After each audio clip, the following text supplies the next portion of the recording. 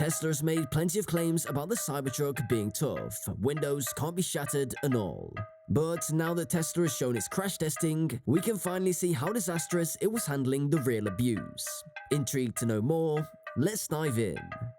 The Tesla Cybertruck has been out for little more than a week, and already people are ready to declare it a safety nightmare. Guideless missile and death machine are some of the loaded phrases being tossed around. Safety experts are raising concerns about the truck's crumple zones or lack thereof. TikTok and other social platforms abound with videos highlighting the poor sightlines and lack of visibility for drivers and passengers. But suppose the Cybertruck is particularly deadly for pedestrians, cyclists, and other vulnerable road users. In that case, it's because it's a large truck in America in the year 2023. We have lots of data that shows that America's favorite type of vehicle is also one of the most deadly.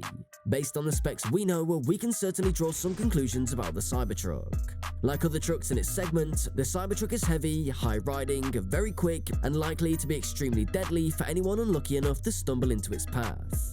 Last month, IIHS released a study confirming much of what we already know. Trucks and SUVs with tall, flat fronts and high hoods are more deadly for pedestrians and more compact vehicles. These characteristics are not unique to the Cybertruck. Trucks from Ford, GM, Toyota, Ram, and others are also extremely deadly to pedestrians. EV trucks in particular are more deadly due to their increased weight from the battery, and yet, for some reason, you don't see many media stories calling out, for example, the F-150 Lightning, Rivian R1T, or Chevy Silverado EV.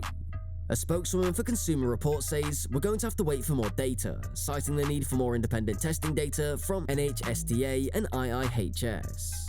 Tesla conducted its own crash tests with the Cybertruck in-house, videos from which were shown during the delivery event last month, but NHTSA has yet to perform its own.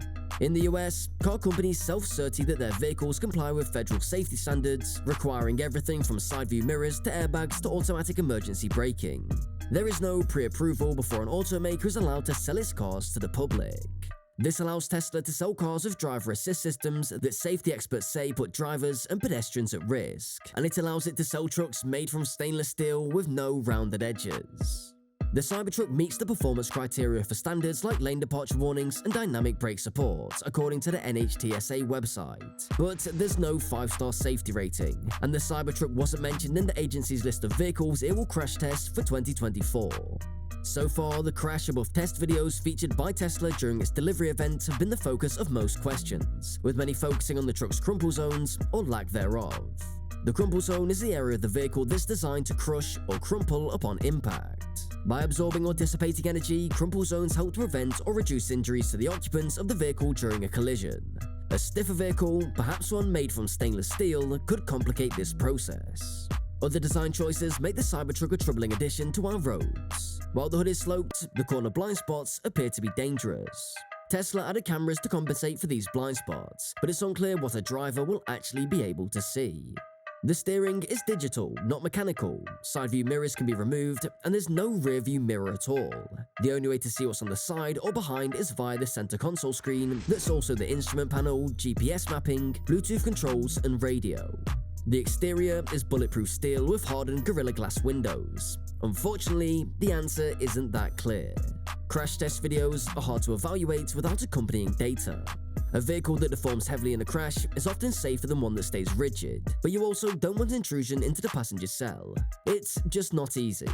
That's one video selected by the automaker itself.